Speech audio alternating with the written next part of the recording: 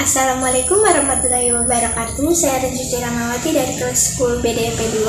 Di sini saya akan mempresentasikan yaitu kelebihan dan kekurangan dari badan usaha. Yang pertama, kelebihan badan usaha perorangan, yaitu ada yang pertama, tidak dikenakan pajak perusahaan. 2. Mudah diawasi karena perusahaan dikuasai sepenuhnya oleh pemilik. 3. Proses administrasi hukum tidak sulit. Yang keempat, kompensasi kerugian bisa dimasukkan dalam perhitungan pajak penghasilan si pemilik. Yang kelima, biaya pengelolaan rendah. Yang keenam, laba menjadi milik perusahaan sepenuhnya. Yang terakhir, lebih mudah memperoleh kredit. Berikutnya ada kekurangan badan usaha perorangan. Yang pertama yaitu kekayaan pribadi memiliki ikut menjadi jaminan di saat perusahaan pailit. Yang kedua, berpotensi keteteran dalam manajemen perusahaan. Yang ketiga, sumber modal terbatas. Yang keempat, pergantian organisasi dalam perusahaan kurang menjanjikan.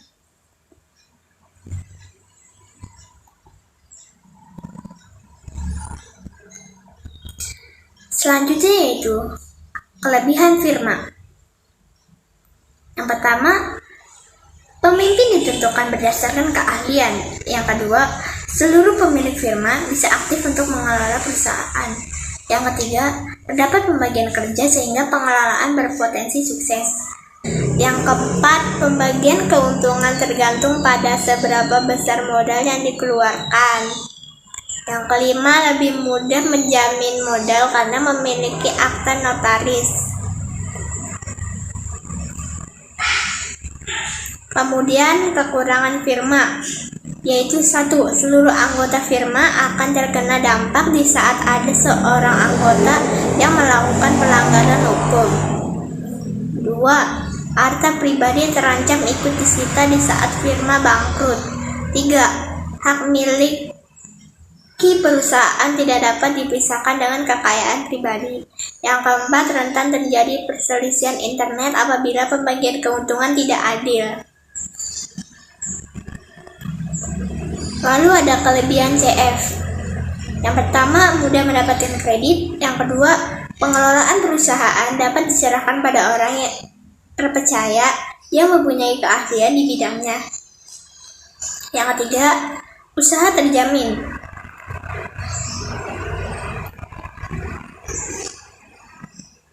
Lalu ada kekurangan CF. Yang pertama, tanggung jawab persero aktif tidak terbatas. 2. Keuntungan dibagi rata. 3. Harta kekayaan persero aktif dapat disita apabila perusahaan pailit. Yang keempat, modal yang telah ditanam akan sulit ditarik.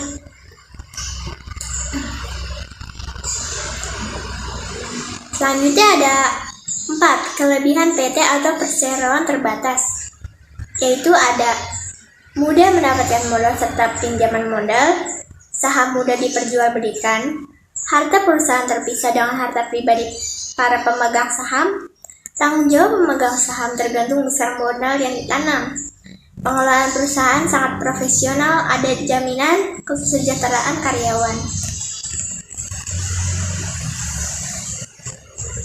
Lalu di sini ada kekurangan PT atau perseroan terbatas, yaitu prosedur mendirikan PT cukup sulit.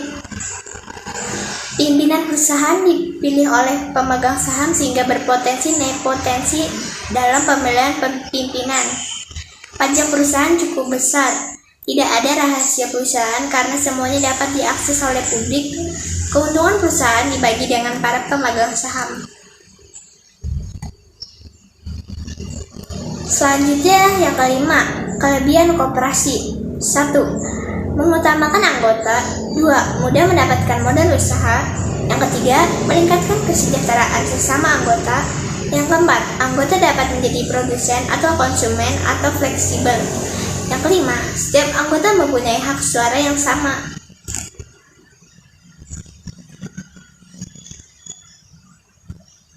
Lalu ada kekurangan koperasi, yaitu 1. Kesadaran berkoperasi rendah. 2. Minimnya kemampuan anggota yang profesional. 3. Daya asing lemah, modal terbatas. 4. Adanya konflik kepentingan.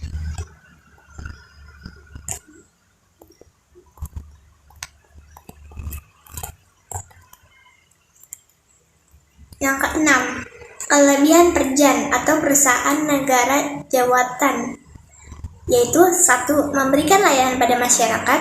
2. Menangani sektor penting kebutuhan hidup masyarakat. 3. Seluruh modal dimiliki negara. 4. Tidak ada perusahaan saingan.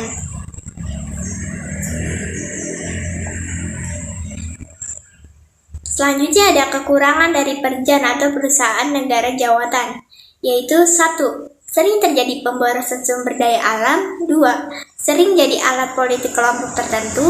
3. Tingkat produktivitas kurang karena mayoritas pekerja berstatus ASN atau terjamin. Yang keempat, negara dirugikan apabila perusahaan rugi. 7. Kelebihan Perum atau perusahaan negara umum, yaitu tidak dikendalikan oleh sektor swasta karena fokus utama. Perum ialah menangani bisnis krusial, modal dimiliki oleh pemerintah, tidak ada pesaing. Tujuan utama memberikan layanan pada masyarakat di samping mendapatkan keuntungan.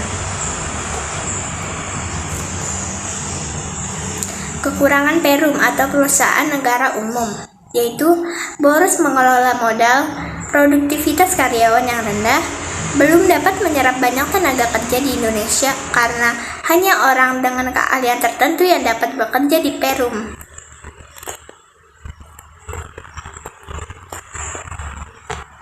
Delapan, kelebihan persero atau perseroan terbatas negara, yaitu yang pertama ada 1. Seluruh pemilik mendapatkan keuntungan dari perusahaan.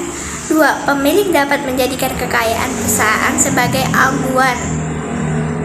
Yang ketiga, pemilik mudah membuat keputusan karena pengelolaan perusahaan lebih sederhana.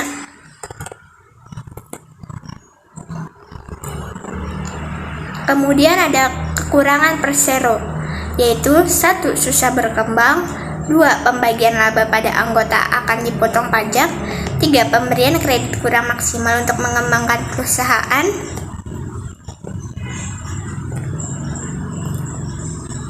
Sekian presentasi dari saya.